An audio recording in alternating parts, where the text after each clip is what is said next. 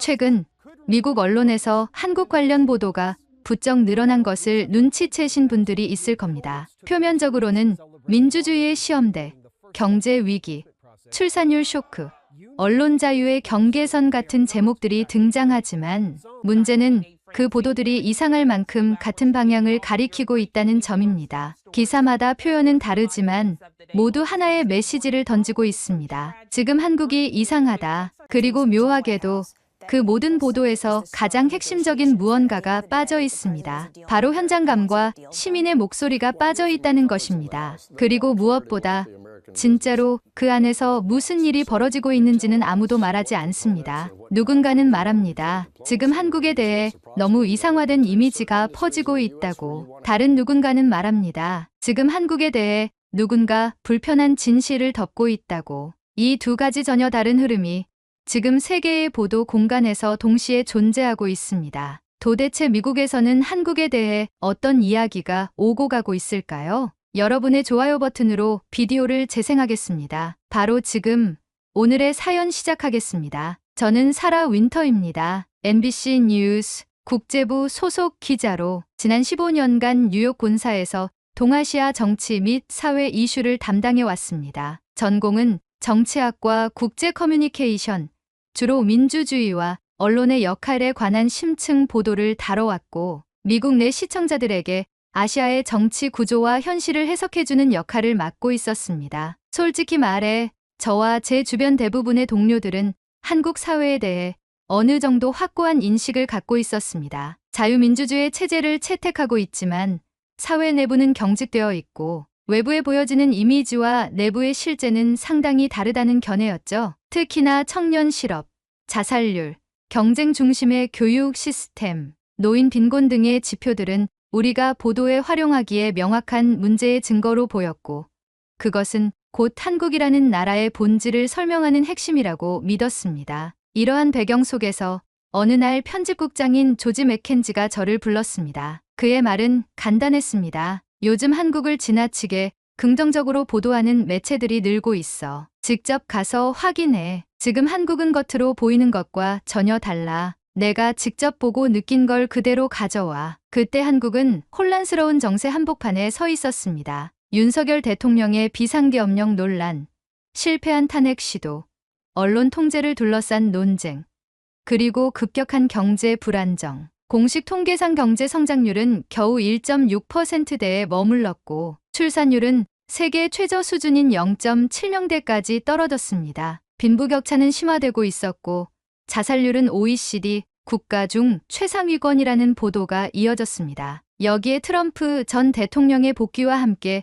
미국발 관세 압박이 다시 강화되면서 한국 사회는 안팎으로 커다란 압박을 받고 있었습니다. 정치, 경제 모두 흔들리고 있다는 인식 속에서 저는 한국의 진실을 고발해야 한다는 사명감을 갖게 되었습니다. 제 손에 쥐어진 항공권은 단순한 출장표가 아니었습니다. 그것은 제가 기자로서 현실을 직시하고 세상에 전달해야 할 임무와 같았습니다. 인천행 비행기에 오르는 그 순간까지도 저는 확신에 차 있었습니다. 보이는 것에 속지 말고 감춰진 진실을 파헤치자. 출국 전 여러 건의 자료와 인터뷰를 미리 준비했습니다. 서울의 대학가를 중심으로 촬영 거점을 잡고 비공식 인터뷰 섭외도 병행해뒀습니다. 각종 통계 수치, 국제 보고서, NGO 단체의 고발 사례 등도 미리 정리해두었습니다. 저는 흔들리지 않을 자신이 있었습니다. 하지만 공항 라운지에서 마주한 한 장의 보도자료가 제 안에 아주 작고 낯선 균열을 남기기 시작했습니다. 자료는 서울시의 교통 정책에 관한 것이었고 특히 장애인 이동권 확보를 위한 시스템 개선과 관련된 내용이었습니다. 미국의 대도시들에서도 아직 논의 단계에 있는 사안을 한국은 이미 실현하고 있다는 점에서 의외라는 생각이 들었죠.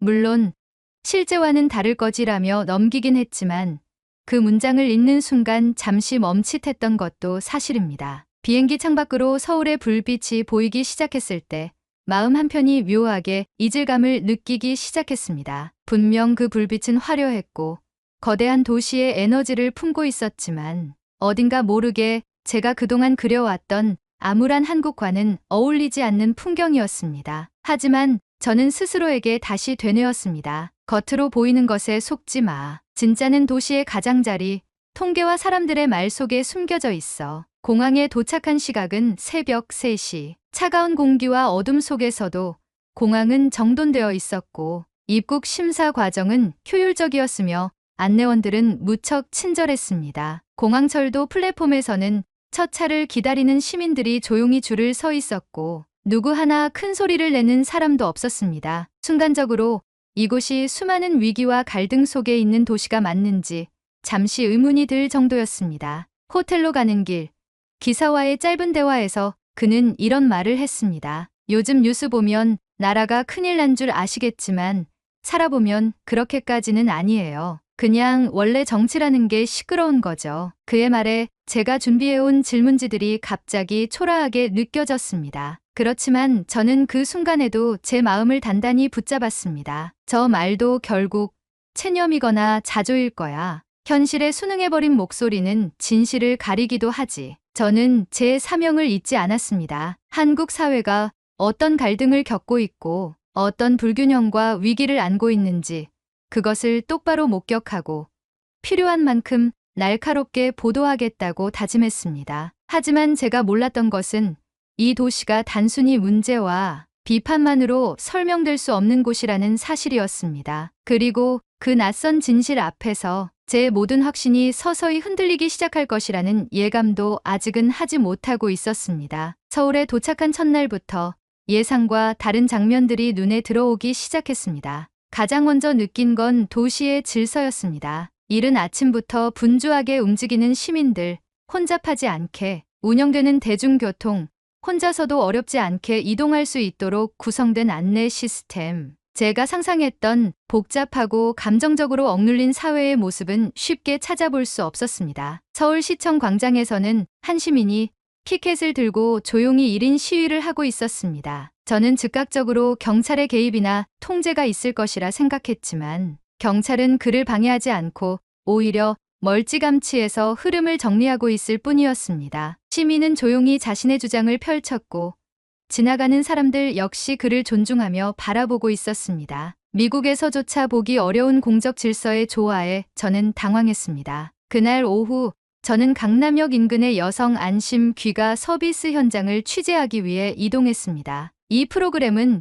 경찰청과 지자체가 협력해 여성 혼자 귀가하는 시간대에 순찰차 혹은 경찰 인력이 동행하는 서비스였습니다. 제 취재 대상이었던 김정은 경위는 이건 보여주기 행정이 아니라 실제로 시민들이 요청하고 이용하는 서비스입니다. 매일 평균 300건 이상의 신청이 들어옵니다라고 설명했습니다. 취재를 마치고 현장을 떠나면서 저는 잠시 아무 말도 하지 못했습니다. 물론 모든 것이 이상적이진 않았습니다. 취재 중 만난 몇몇 시민들은 여전히 불만을 토로했습니다. 청년층의 상대적 박탈감, 중장년층의 고용 불안, 높은 집값과 생활비 등 미국에서도 익숙한 도시적 문제들이 이곳에도 존재했습니다. 하지만 그 문제들을 마주하는 시민들의 태도는 확연히 달랐습니다. 불평만 하는 것이 아니라 스스로 변화를 만들기 위한 움직임을 꾸준히 이어가고 있었던 겁니다. 예를 들어 은평구에 있는 한 시민참여형 마을회관을 찾았을 때 저는 발달장애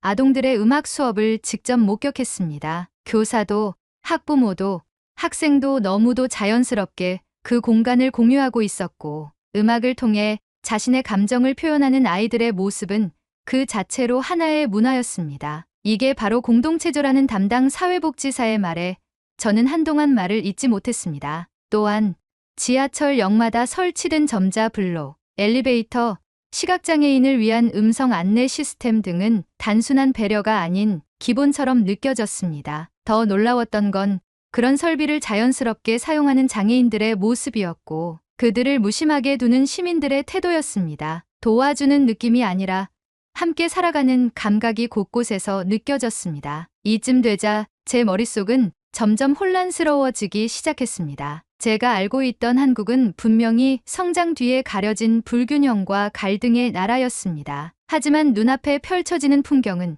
그 정의로 설명되지 않았습니다. 한쪽에선 치열한 경쟁이 존재하는 동시에 또 다른 한편에선 섬세하고 깊이 있는 연대와 배려가 살아있었고 그것은 단지 정부 정책이 아니라 시민들의 생활 속에 녹아 있었습니다. 처음엔 이 모든 장면들이 의심스러웠습니다. 연출된 것 아닐까?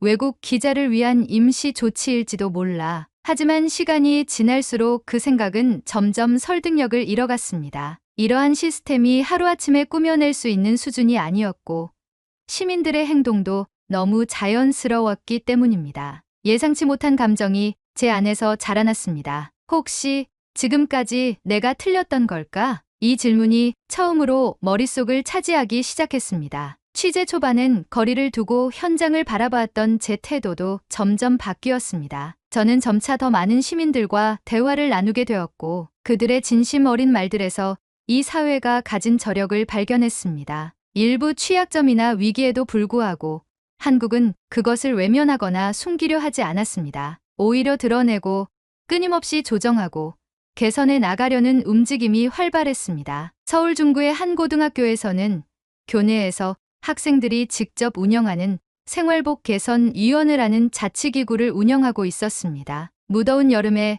교복 바지를 반바지로 바꾸기 위한 규정 변경을 학생들이 직접 제안하고 학교와 협의해 이뤄냈다는 이야기를 듣고 저는 말 그대로 깜짝 놀랐습니다. 그 자리에 동행했던 통역사 김세은 씨가 웃으며 말했습니다. 여긴 생각보다 훨씬 자율적인 곳이에요. 미국처럼 자유를 외치는 대신 실제로 자유를 연습하고 있는 곳이랄까요. 이 모든 경험들이 제 확신을 하나씩 무너뜨리고 있었습니다. 제가 미국에서 알고 있던 한국은 이곳의 절반도 설명하지 못하고 있었습니다. 그저 통계와 뉴스 헤드라인으로 정의했던 나라. 하지만 실제의 한국은 그 수치와 언어 너머에서 훨씬 복합적이고 살아있는 모습으로 존재하고 있었습니다. 그리고 저는 그때 처음으로 제 자신에게 질문했습니다. 내가 보고 싶은 것만 보며 살았던 건 아닐까? 서울에서의 일주일이 지날 무렵 저는 처음으로 뉴욕 본사로 기사 초안을 전송했습니다. 제목은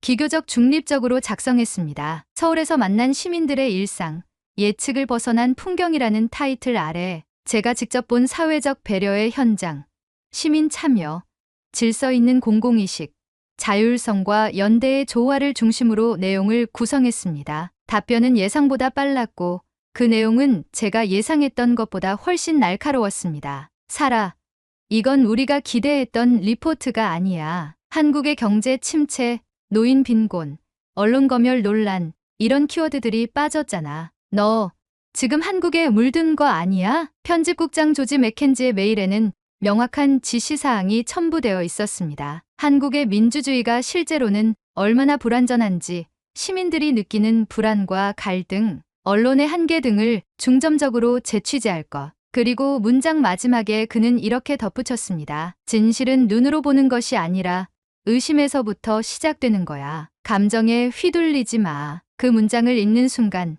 저는 당황과 분노, 혼란이 동시에 밀려왔습니다. 분명 제가 보고 듣고 기록한 것들은 꾸며진 것이 아니었습니다. 그렇다고 제가 모든 한국의 문제를 부정한 것도 아니었습니다. 하지만 본사는 제가 기록한 온전한 한국을 받아들이려 하지 않았습니다. 문득 이런 생각이 들었습니다. 기자는 진실을 편집하는 사람인가?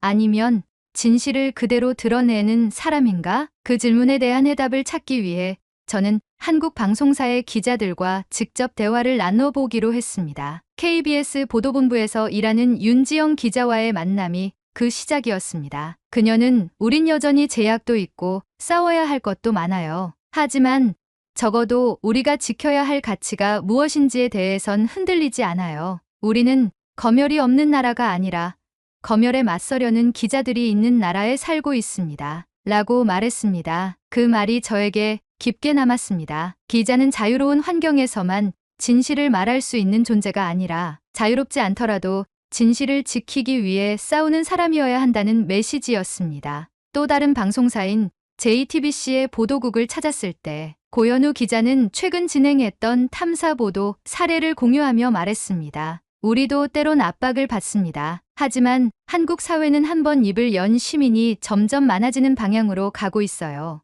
기자가 마이크를 들고 묻기만 해도 그 파장이 점점 커지는 걸 체감합니다. 이건 단순한 제도 이상의 에너지예요. 그 순간 저는 문득 제 직업이 가진 의미를 다시 떠올리게 되었습니다. 제가 뉴욕에서 기자가 되겠다고 결심했던 날도 처음엔 단지 세상을 분석하고 비판하고 해석하고 싶었기 때문이 아니었습니다. 있는 그대로의 진실을 기록하고 싶다는 마음.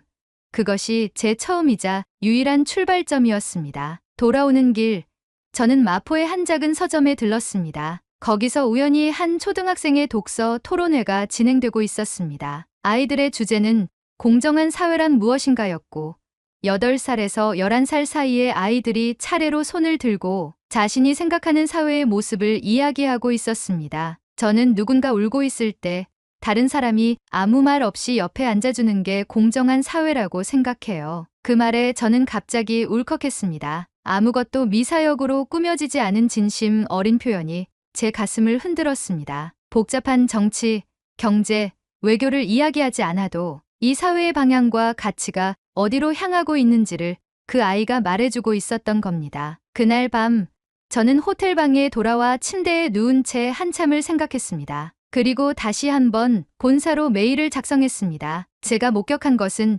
조작된 한국도 완벽한 한국도 아닙니다. 그저 시민들이 진심으로 더 나은 사회를 만들기 위해 애쓰고 있는 살아있는 현장이었습니다. 이 리포트를 외면하신다면 그건 현실을 외면하는 것과 다르지 않습니다. 그리고 다음 날 저는 제 카메라 장비를 들고 종로의 청운효 자동 주민센터 앞으로 향했습니다. 그곳에서는 마을 주민들이 주도적으로 만든 토론회가 열리고 있었고 그날의 주제는 기자의 역할과 신뢰였습니다. 저는 조용히 앉아 있었습니다. 아무도 제가 외신 기자라는 걸 몰랐지만 한 시민이 제 옆에 앉으며 이렇게 말했습니다. 요즘 기자들이 너무 바쁘잖아요. 진짜 우리가 느끼는 걸 들어주는 기자가 있었으면 좋겠어요. 그 말은 어쩌면 제가 이 나라에서 마지막으로 들어야 했던 말이었을지도 모릅니다. 귀국 비행기는 어쩐지 짧게 느껴졌습니다. 서울에서 보낸 시간들이 머릿속에서 재생되었고 제 안의 기준과 감정들이 교차하며 끊임없이 흔들렸습니다. 돌아오는 길,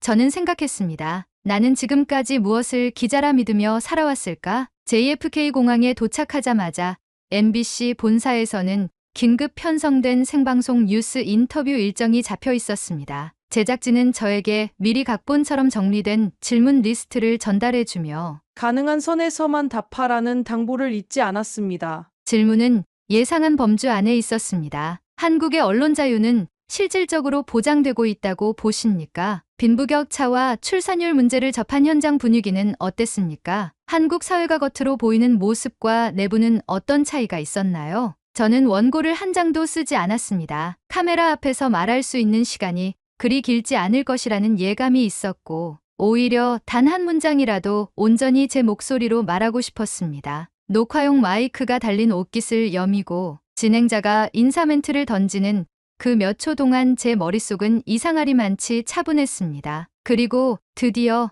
제 차례가 왔습니다. 사라 기자님, 이번 한국 취재를 통해 어떤 점이 가장 인상 깊었나요? 저는 카메라를 똑바로 바라보며 말했습니다. 한국은 우리가 생각한 것보다 훨씬 더 자유롭고 훨씬 더 따뜻한 나라입니다. 제가 경험한 한국 사회는 완벽하지 않지만 성숙했고 단전보다도 진심으로 나아지려는 움직임이 곳곳에 살아있었습니다. 시민들이 거리에서 자유롭게 목소리를 내고 서로를 배려하며 살아가고 있었습니다. 그건 단지 제도적 자유가 아니라 생활 속에서 실천되는 진짜 민주주의였습니다. 순간 스튜디오 내부가 조용해졌습니다. 진행자는 당황한 기색을 감추지 못했고 이내 본사 측 기술 담당의 신호와 함께 화면은 광고로 급히 전환됐습니다. 제 발언은 방송국 내부에서는 돌발 상황으로 처리되었지만 이미 늦은 상황이었습니다. SNS를 통해 그 순간의 영상이 유출됐고 유튜브에도 몇 시간 만에 클립이 업로드되면서 수많은 사람들이 제 발언을 보기 시작했습니다. 전 세계의 수많은 시청자들이 한국이라는 나라를 새롭게 인식하기 시작했고 동시에 MBC 내부에서는 빠르게 위기관리 시스템이 가동되었습니다. 이틀 후 정식 해고 통보가 내려졌습니다. 사유는 회사 정책에 어긋나는 독단적 발언과 사전 승인되지 않은 인터뷰 발언이었습니다. 한순간이었습니다. 15년간 일해온 조직에서 저는 이름도 없이 조용히 지워졌습니다. 하지만 이상하리만치 마음은 조용했습니다. 스튜디오 밖을 걸어 나올 때 저는 오히려 해방감을 느꼈습니다. 그동안 스스로도 인식하지 못한 채 따라왔던 관성, 숫자와 시각만으로 판단했던 보도의 틀, 그것에서 벗어날 수 있었기 때문입니다. 며칠 후 제 개인 메일과 SNS 계정에는 수천 건의 메시지가 도착했습니다. 한국에서 만났던 시민들,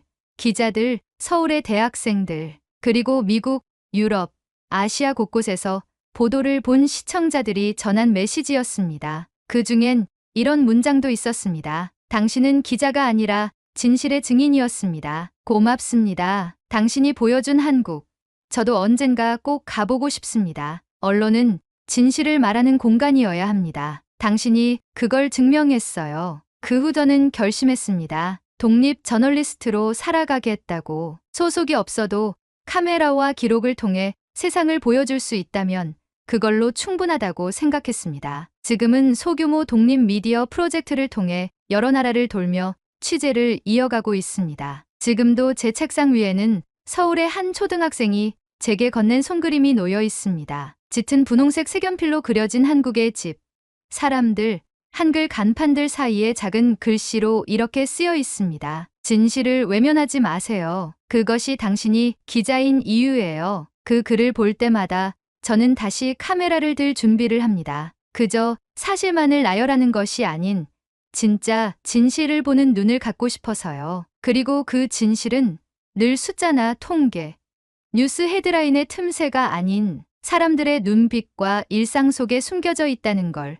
저는 한국에서 처음으로 배웠습니다. 지금은 아침이면 커피 한 잔과 함께 전 세계 독립 언론들의 웹페이지를 확인하고 각국 현지 기자들과 연결해 이야기를 나누는 것이 일상이 되었습니다. 기업에 소속되지 않은 삶은 불안정하지만 단 한 번도 지금처럼 기자로서 존재하고 있다는 확신을 느낀 적은 없었습니다. 서울에서의 그 시간은 제 삶의 방향을 바꿨습니다. 그저 한 도시를 취재하고 떠나는 일정이었지만 그곳에서 제가 본 것은 도시가 아니라 사람이었고 구조가 아니라 온기였습니다. 사람들이 서로를 어떻게 마주하고 어떤 단어로 다정함을 나누며 어떤 식으로 불완전한 세상을 함께 살아가고 있는지 그 모든 것이 하나의 살아있는 교과서였습니다. 한때 저는 한국을 통계로, 논쟁으로, 데이터로만 바라봤습니다. 하지만 지금은 압니다. 진실은 그런 숫자 사이에서 의미를 잃고 흐려지는 것이 아니라 사람들이 매일같이 쌓아 올리는 작고 반복된 선택 속에서 자라난다는 것을요. 그리고 그 진실은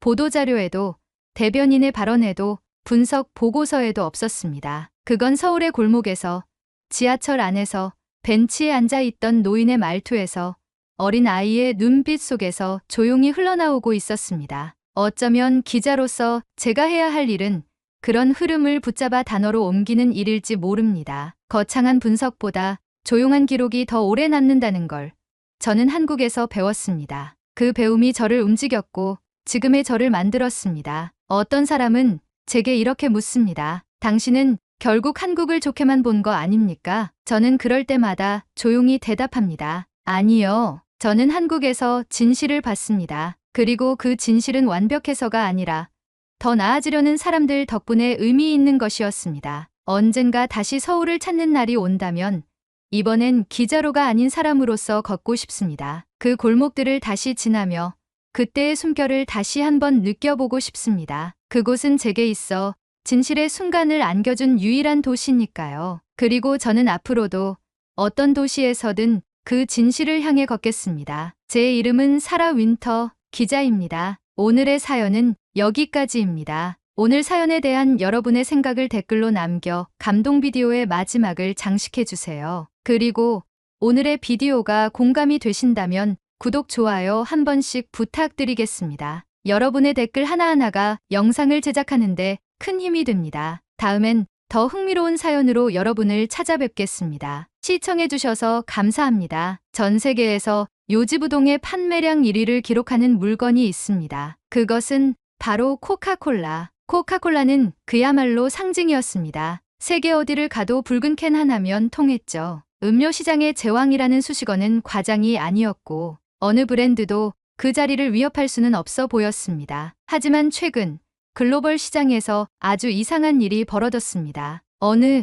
날부터인가 누구도 예상하지 못한 한 음료가 조용히 진열대를 잠식해갔고 세계적인 셀럽들의 손에도 수많은 SNS 피드에도 그 익숙하지 않은 캔 하나가 등장하기 시작했습니다. 그리고 마침내 그 음료는 전 세계 13억 개가 넘게 팔리며 코카콜라를 제치고 판매량 1위를 차지합니다. 탄산 시장의 지형도가 뒤집힌 것입니다. 더 충격적인 건 그 음료의 정체가 한국에서 만들어졌다는 사실입니다. 미국도 유럽도 아닌 한국. 세계 소비 트렌드 자체를 바꿔버린 상상력의 결과물이 바로 한국의 것이라는 겁니다. 그리고 그 변화의 물결 속에서 미국의 한 인플루언서는 자신의 삶과 콘텐츠, 정체성까지 다시 써 내려가게 됩니다. 도대체 지금 세계에서 가장 강력한 문화로 자리 잡고 있는 이것의 정체는 무엇일까요? 여러분의 좋아요 버튼으로 비디오를 재생하겠습니다. 바로 지금 오늘의 사연 시작하겠습니다. 안녕하세요. 저는 클로이 윌슨입니다. 미국 텍사스 출신으로 현재 음식 관련 콘텐츠를 만드는 유튜버로 활동하고 있습니다. 제 채널은 구독자 수가 약 180만 명 정도로 성장했고 주로 각국의 음식들, 유행하는 패스트푸드, 손쉽게 먹는 간편식, 트렌디한 음료, 각 나라 술과 어울리는 폭탄주 제조법 등을 소개하며 실시간 리뷰와 먹방 콘텐츠를 제작하고 있습니다. 음식 콘텐츠를 다룬 지는 약 5년이 넘었고 꾸준히 저만의 스타일로 영상을 만들며 지금까지 활동을 이어오고 있습니다. 이날도 평소처럼 실시간 라이브 방송을 켰습니다. 방송 주제는 그날그날 다르지만 저는 늘 먹방을 할 때마다 특정 음료를 곁들이는 편입니다. 이날의 메뉴는 바삭한 치킨 텐더와 감자튀김, 그리고 제로콜라 한 캔. 이 조합은 제 채널을 자주 보는 시청자들이라면 익숙할 정도로 자주 등장하는 구성이었습니다. 치킨의 바삭한 식감과 함께 청량한 탄산을 마시는 그 순간은 먹방을 진행하면서도 제가 가장 즐기는 타이밍 중 하나입니다. 마이크로 스며드는 탄산의 보글보글하는 소리, 그리고 그런 리얼한 감탄과 반응 덕분에 팬들과의 소통도 더 활발해지죠. 시청자들은 채팅창을 통해 음식에 대한 질문을 던지거나 직접 먹어본 경험을 공유하고 어떤 맛이 더 좋았는지 투표하기도 합니다. 그날도 평소와 다름없이 유쾌한 분위기로 방송이 진행되고 있었고 저는 먹는 소리와 맛 표현, 그리고 시청자들과의 대화를 자연스럽게 이어가고 있었습니다. 그런데 방송을 시작한 지 약 20분쯤 지났을 때 채팅창 한쪽에서 조금 낯선 문장이 눈에 들어왔습니다. 그 펩시 한국에서 만든 거예요. 순간적으로 저는 이게 무슨 개소리인가 싶어 웃음이 나왔습니다. 하하, 뭐라고요? 펩시가 한국에서 만들어졌다고요?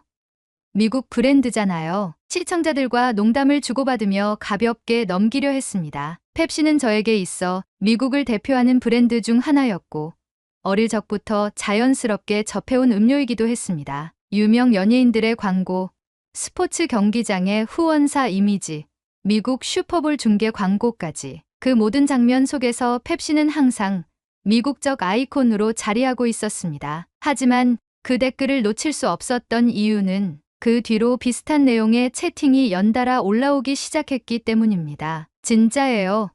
롯데라는 한국 회사에서 만든 제품이에요. 펩시 제로 라임은 미국이 아니라 한국에서 시작됐어요. 처음 출시한 국가가 한국이에요. 검색해보세요. 당황스럽기도 했고 솔직히 말하면 약간 짜증이 났습니다. 왜 갑자기 뜬금없이 한국 이야기를 하지? 미국 제품인 걸 다들 아는 건데 이건 왜곡된 정보 아닌가? 그렇게 무시하려고 했지만 계속해서 같은 내용이 반복되니 머릿속에서 생각이 떠나질 않았습니다. 한두 명이 아닌 여러 명이 거의 동시에 같은 주장을 반복하고 있다는 건 무언가 근거가 있는 게 아닐까 하는 생각이 들기 시작했습니다. 그때부터 방송에 집중이 되지 않았습니다. 먹는 속도도 느려졌고 머릿속에선 펩시 제로 라임 이즈 한국이라는 말이 탄산 터져 보글보글하듯 제 머릿속을 보글보글 헤엄치고 있었습니다. 몇몇 시청자들은 클로이, 무슨 일 있어요? 라며 걱정하는 댓글을 남기기도 했습니다. 저는 어색하게 웃으며 아니에요.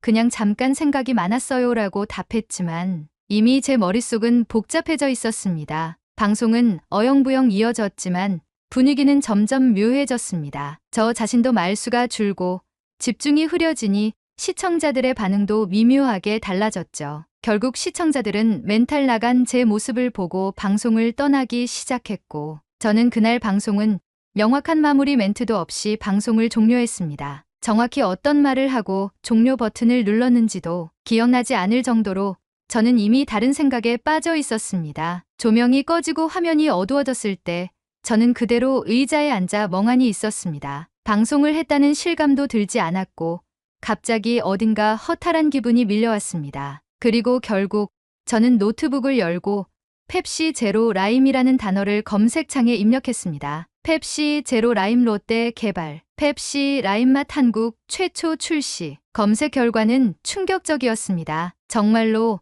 펩시 제로 라임은 미국이 아닌 한국에서 먼저 개발된 제품이었고 롯데 칠성음료가 주도적으로 기획해 펩시코와 협력하여 출시한 것이라는 정보가 눈앞에 펼쳐졌습니다. 펩시 제로 라임, 한국 롯데에서 2020년대 초반 최초 출시, 한국 소비자 반응에 힘입어 북미와 글로벌 시장의 역수출, 펩시코, 아시아 시장 내 실험적 포뮬러 개발에 한국 모델 적극 도입. 제 머릿속은 혼란으로 가득 찼습니다. 이게 진짜였다고? 그럼 지금까지 내가 마셔온 이 음료는 실은 미국이 아니라 한국에서 시작된 거였단 말이야? 심장이 빠르게 뛰었고 손끝이 떨렸습니다. 이건 단지 음료 하나에 대한 정보 이상의 의미로 다가왔습니다. 내가 지금까지 너무나 자연스럽게 믿고 있었던 상식. 미국에서 만들어진 제품이라는 전제가 한순간에 무너져 내린 겁니다. 왜 나는 이걸 지금까지 몰랐을까? 어떻게 이게 뉴스에도 매장에서도 그 어디에서도 명확히 드러나지 않았지? 그날 밤 저는 잠들지 못했습니다. 노트북을 붙잡고 펩시, 롯데, 한국식품산업, 글로벌 브랜드 확산 경로 등에 대한 기사를 쉴 새 없이 읽으며 머릿속의 혼란을 정리해보려 애썼습니다. 그리고 그 와중에 한 가지 문장이 계속 머릿속을 맴돌았습니다. 그 펩시, 한국에서 만든 거예요. 그 단순한 문장이 제 사고방식 전체를 뒤흔들게 될 줄은 그때까지만 해도 몰랐습니다. 저는 펩시 제로 라임을 단순한 음료, 그 이상으로 생각해왔습니다. 이건 단지 톡 쏘는 맛이나 청량감 때문이 아니에요. 사실 이 음료는 제 인생의 어느 한 시기를 상징하는 존재이기도 했습니다. 지금이야 제 채널은 많은 구독자들과 안정적인 수익을 기반으로 운영되고 있지만 몇 년 전만 해도 상황은 지금과 많이 달랐습니다. 그때 저는 과도한 먹방 콘텐츠로 인해 체중이 빠르게 늘고 있었고 건강에도 이상 신호가 나타나기 시작했습니다. 병원에서는 체중 감량이 필요하다는 말을 반복했고 결국 의사의 권유에 따라 다이어트를 결심하게 되었죠. 그런데 그 다이어트라는 게 말처럼 쉬운 일이 아니었습니다. 특히 저에게는 탄산음료라는 아주 강력한 유혹이 있었거든요. 물보다 콜라, 커피보다 탄산을 더 자주 찾았던 사람에게 탄산을 끊으라는 건 거의 금단에 가까운 말이었습니다. 며칠 동안 억지로 참아보기도 했지만 머리까지 띵할 정도로 스트레스를 느꼈고 결국 포기해버리기를 반복했죠. 그러던 어느 날 제 채널 라이브에서 한 팔로워가 남긴 댓글이 계기가 되었습니다. 클로이, 펩시 제로 라임은 칼로리도 없고 일반 콜라보다 맛도 좋아요. 이건 다이어트 때 진짜 추천이에요. 처음엔 별 기대 없이 마트에서 구입해봤습니다. 그전까지 마셔본 제로 제품들은 맛이 밍밍하고 인공적인 느낌이 강해서 딱히 끌리지 않았거든요. 하지만 펩시 제로 라임은 달랐습니다. 탄산의 시원한 자극은 그대로였고 라임의 상큼한 향이 그 밍밍함을 잡아주는 듯한 느낌이 들었죠. 첫 모금만에 이건 진짜 괜찮은데 라는 말이 저절로 나왔습니다. 그날 이후 저는 다이어트를 포기하지 않고 이어갈 수 있었습니다. 식단 조절을 하면서도 펩시 제로 라임 하나면 심리적인 허기를 채울 수 있었고 무언가를 완전히 끊지 않아도 된다는 생각이 마음을 놓이게 해주었죠. 그것은 단순한 음료 이상의 역할이었습니다. 저는 이 음료를 나의 생존템이라 부르기 시작했습니다. 그 당시를 떠올려 보면 제 삶 전체가 참 위태로운 시기였습니다. 채널 구독자 수는 늘어나고 있었지만 콘텐츠 방향에 대한 고민이 깊었고 외모에 대한 악플과 자책감이 교차하며 심리적으로도 불안정한 상태였어요. 먹는 모습을 보여주는 콘텐츠는 인기를 얻고 있었지만 정작 제 자신은 건강과 자존감을 잃어가고 있었죠. 그때 펩시 제로 라임은 저에게 있어 무너지지 않게 붙잡아주는 일종의 균형추 같았습니다. 하루에도 몇 번씩 마셨고 콘텐츠 속에서도 거의 매번 등장했습니다. 팬들도 이제는 제가 어떤 음료를 고를지 예상할 정도가 됐고, 클로이는 펩시 제로 라임이라는 인식이 생기기 시작했죠. 심지어 팬미팅에서 제게 펩시 제로 라임을 직접 사들고 온 팬도 있었을 정도입니다. 그때 저는 이렇게 생각했습니다. 이건 이제 내 아이덴티티 중 하나구나. 나와 함께 성장해온 친구 같아. 그런 음료가 알고 보니 한국에서 만들어졌다는 사실을 안 그날 밤은 그 충격이 더 깊었습니다. 단순한 정보 이상의 충격이었어요. 내가 어려웠던 시절 의지했던 무언가가 내 삶의 일부였던 그것이 미국이 아니라 한국에서 시작됐다는 사실은 제 인식의 기반을 송두리째 흔들어 놓았습니다. 그럼 나는 그동안 뭘 알고 있었던 걸까? 이 음료가 미국에서 만들어졌다는 믿음은 어디서 시작된 걸까? 그 믿음은 내 자의식 속에서 어떤 식으로 자리 잡고 있었던 걸까? 저는 그동안 아무 의심 없이 미국 브랜드를 마셨고 미국의 문화와 시스템을 중심에 두고 세상을 이해해왔습니다. 하지만 정작 그 안에서 제 삶을 실질적으로 변화시킨 제품은 미국이 아닌 한국에서 만들어졌다는 사실을 알게 된 지금, 저는 스스로에게 수많은 질문을 던지게 되었죠. 그리고 그 질문들은 펩시 제로 라임을 넘어 더 넓은 범위로 퍼지기 시작했습니다. 혹시 다른 제품들도 그런 게 있을까? 한국이라는 나라는 도대체 어떤 곳이기에 이런 발상을 했던 걸까? 그날 이후로 저는 이전과는 다른 시선으로 제품들을 보기 시작했습니다. 단순히 브랜드 로고나 광고 이미지를 보는 게 아니라 그 제품이 어디서, 누구에 의해, 왜 만들어졌는지를 찾는 습관이 생긴 겁니다. 그러면서도 저는 마음 한편에서 이상한 감정을 느끼고 있었습니다. 놀라움, 감사함, 그리고 조금은 복잡한 질투 같은 감정이 뒤섞여 있었어요. 미국에서도 수많은 전문가와 자본이 있는데 왜 이런 골 때리는 제품은 한국에서 먼저 나왔을까?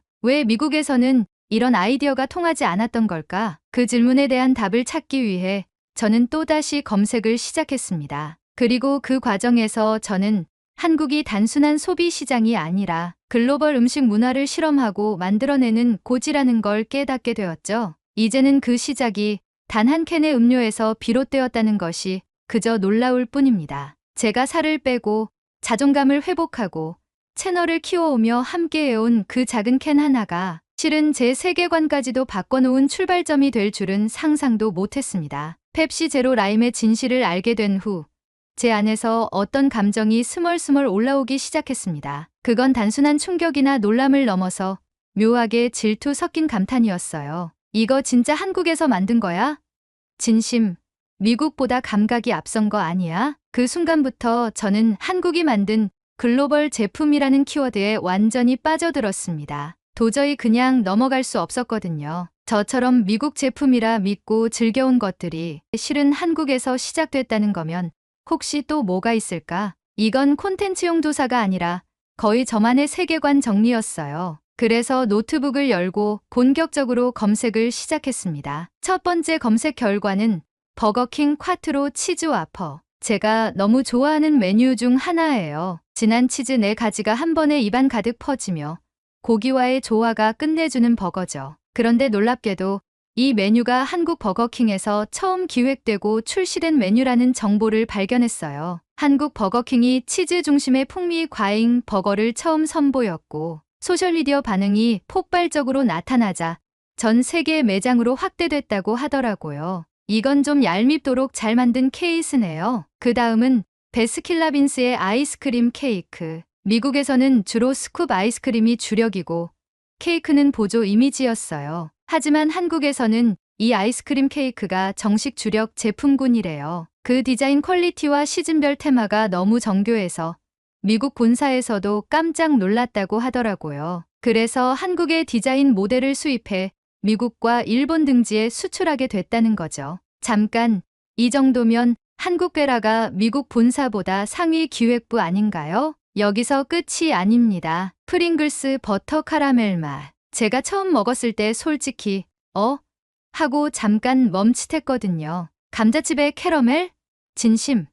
그게 맛있을 리 없잖아요. 근데 맛있었습니다. 단짠단짠의 정점을 찍은 조합이었어요. 검색해보니 이 제품 역시 한국 프링글스 팀에서 처음 개발한 지역 한정 맛이었고 SNS 반응이 좋아지면서 미국을 포함한 일부 해외 매장에서도 판매가 시작됐다고 나와 있었습니다. 그리고 이 시리즈는 이후 콘버터 맛, 크림치즈 어니언 맛 등으로 이어졌죠. 그리고 아웃백 스테이크 하우스의 투움바 파스타. 처음에 이 메뉴를 먹었을 때 저는 이렇게 말했어요. 와, 이건 진짜 미국스럽다. 그런데 반전은 이 파스타 역시 한국 아웃백에서 시작된 메뉴라는 사실. 진한 크림 소스의 새우와 매콤한 풍미를 가미한 이 조합이 한국 시장에서 대성공을 거두고 그 후 미국 본사 메뉴로 채택됐다는 겁니다. 그 외에도 도미노 피자의 스위트 불고기 피자, 미국 일부 월마트에서 판매 중인 김치맛 라면, 스낵도 한국 개발 후 역수출된 사례였어요. 하나씩 알게 될수록 저는 이 말밖에 안 떠올랐어요. 한국은 단지 음식만 만든 게 아니고 시장 자체를 바꿨구나. 처음엔 재미삼아 시작했던 조사였는데 이제는 그 리스펙트가 점점 커졌습니다. 심지어 저도 모르게 중얼거리고 있었어요. 이럴 거면 한국 식품개발팀이랑 콜라보 한번 해야 하는 거 아니야? 동시에 콘텐츠 크리에이터로서 저는 이런 생각도 하게 됐어요. 지금 내가 보고 있는 브랜드, 내가 리뷰하는 메뉴들 그 원산지가 진짜 미국일까? 혹시 이 메뉴도 한국에서 만들었는데 내가 모른 채 미국 브랜드처럼 소개한 거라면? 조금은 당황스럽기도 했고 조금은 민망했습니다. 그동안 너무 많은 걸 당연하게 여기고 살아왔다는 걸 느꼈거든요. 아니, 나만 몰랐던 거면 이거 너무 창피한 거 아니에요? 그런데 이상한 점은 그 민망함이 전혀 불쾌하지 않았다는 겁니다. 오히려 이게 콘텐츠가 되는구나 하는 생각이 들면서 신이 났어요. 그리고 솔직히 말하면 질투도 조금 들었습니다. 어떻게 이런 아이디어가 한국에서는 자연스럽게 나오지? 그건 단순히 맛 조합의 문제가 아니었어요. 그 기획이 소비자 감각을 너무 정확하게 파악하고 있었고, 심지어 비주얼, 네이밍, SNS 확산까지 이미 계산되어 있는 느낌이었죠. 그때 저는 한 가지 확신을 갖게 됐습니다. 한국은 소비하는 나라가 아니라 전략을 짜는 나라라는 것. 그 전략은 우리가 생각하는 전통적 마케팅보다 훨씬 감각적이고 트렌디하며 빠르게 움직이고 있었어요. 저는 그날 이후 슈퍼마켓을 가거나 패스트푸드 매장에 가면 습관적으로 제품 뒷면을 확인하게 됐습니다. 설마 이것도 한국? 그리고 꽤 자주 대답은 예였어요. 결국 저는 깨달았습니다. 지금 전 세계를 돌아다니는 수많은 제품들, 그중 많은 것들이 한국에서 만들어지고 있다는 사실.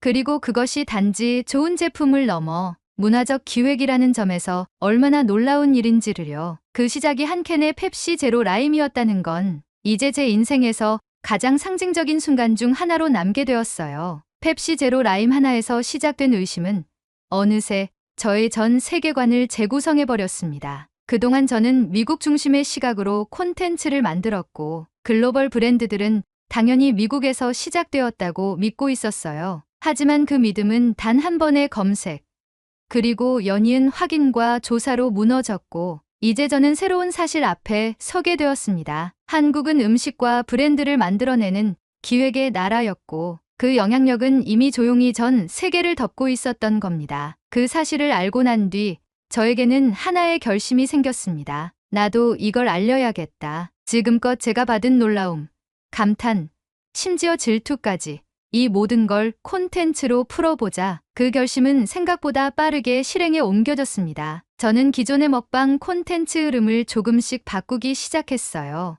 이제는 단순히 먹는 모습을 보여주는 게 아니라 이게 어떤 문화에서 어떤 배경으로 나왔는가를 이야기하는 콘텐츠로 전환한 겁니다. 첫 번째로 올린 영상은 이거 진짜 한국에서 만든 거였어요? 라는 제목으로 올린 펩시 제로 라임의 기원 이야기였습니다. 제가 어떻게 그 사실을 알게 되었는지, 얼마나 충격을 받았는지, 그리고 지금까지 미국 제품이라 믿고 있었던 이유가 무엇이었는지를 솔직하게 털어놓았어요. 놀랍게도 그 영상은 평소보다 3배 가까운 조회수를 기록했고 댓글창은 뜨겁게 달아올랐습니다. 나도 진짜 몰랐어요. 대박이다. 이제 먹기 전에 전성분, 제조국부터 확인해야겠네요. 한국이 만든 음식 콘텐츠 더 해주세요. 궁금해졌어요. 그 반응은 제가 예상한 것보다 훨씬 뜨거웠습니다. 단지 음료 하나에 대한 정보가 아니라 사람들은 우리가 믿어온 것들에 대한 재검토를 함께 경험하고 있었던 거죠. 그때부터 저는 한국 음식에 대한 콘텐츠를 본격적으로 다루기 시작했습니다. 김치, 삼겹살, 떡볶이, 곤약 젤리, 한국식 도시락, 편의점 간편식까지 한국 슈퍼마켓에서 파는 제품들을 미국 마트에서 구해서 리뷰하거나 해외 직구로 구매해 직접 먹어보는 콘텐츠를 연재하기 시작했어요. 그리고 놀랍게도 이 콘텐츠들이 기존 미국 먹방 시리즈보다 훨씬 더 큰 반응을 끌어냈습니다. 조회수는 평균적으로 두세 배 이상 뛰었고 채널 구독자 수는 단기간에 20만 명 이상이 추가로 늘었습니다. 특히 인상 깊었던 건 한국 팬들과의 소통이었습니다. 댓글에는 자연스럽게 한국어가 섞이기 시작했고 팬들은 이건 한국 사람들이 진짜 좋아하는 조합이에요. 다음엔 순대볶음도 도전해주세요. 같은 제안을 보내오기도 했습니다. 처음에는 놀라웠고 점점 즐거워졌고 이젠 마치 한 문학원을 새롭게 배워가는 느낌이 들 정도입니다. 그리고 어느 날 제 채널 영상 말미에서 저는 이렇게 말했습니다. 처음엔 그냥 다이어트 음료인 줄만 알았던 펩시 제로 라임. 그런데 그 안에는 단순한 맛이 아니라 한국이라는 나라의 감각, 기술, 그리고 상상력이 들어있었더라고요. 이제는 제가 받은 이 감동을 더 많은 사람들에게 전하고 싶습니다. 한국이 만든 것들이 세계를 바꾸고 있다는 걸. 그리고 그게 얼마나 아름다운 방식으로 이루어지고 있는지를 말이죠. 그건 단지 콘텐츠의 변화가 아니라 제가 바라보는 세상의 중심이 바뀌었다는 의미이기도 했습니다. 저는 지금도 여전히 미국에 살고 음식 콘텐츠를 만들고 있지만 제 시선은 이제 더 넓어졌습니다. 그리고 자주 생각합니다. 왜 이런 이야기들이 미국 뉴스에선 잘 다뤄지지 않을까? 왜 사람들은 여전히 한국을 K-팝과 K-드라마로만 기억할까? 왜 한국 음식은 이렇게 잘 만들면서 우리가 몰랐던 걸까? 이런 질문을 품고 살아간다는 것, 그리고 그것을 콘텐츠로 풀어낼 수 있다는 것, 그게 지금의 저를 다시 뜨겁게 만들어줍니다. 앞으로도 저는 한국의 음식, 브랜드, 그리고 그 문화의 기획력을 더 널리 소개하고 싶습니다. 제가 받은 감동과 자극을 나누면서 세상에 한국이 만든 것은 곧 잘 만든 거지라는 인식을 퍼뜨리고 싶어요. 그리고 언젠가 한국을 직접 여행하게 된다면 제가 사랑하는 펩시 제로 라임 한 캔을 들고 한국에서 만든 음식들과 함께 이 말을 다시 하고 싶습니다. 이 맛, 미국이 만든 줄 알았다고요? 이젠 확실히 말할 수 있어요. 한국이 만들면 대박입니다. 오늘의 사연은 여기까지입니다. 오늘 사연에 대한 여러분의 생각을 댓글로 남겨 감동 비디오의 마지막을 장식해주세요. 그리고 오늘의 비디오가 공감이 되신다면 구독, 좋아요 한 번씩 부탁드리겠습니다. 여러분의 댓글 하나하나가 영상을 제작하는데 큰 힘이 됩니다. 다음엔 더 흥미로운 사연으로 여러분을 찾아뵙겠습니다. 시청해주셔서 감사합니다.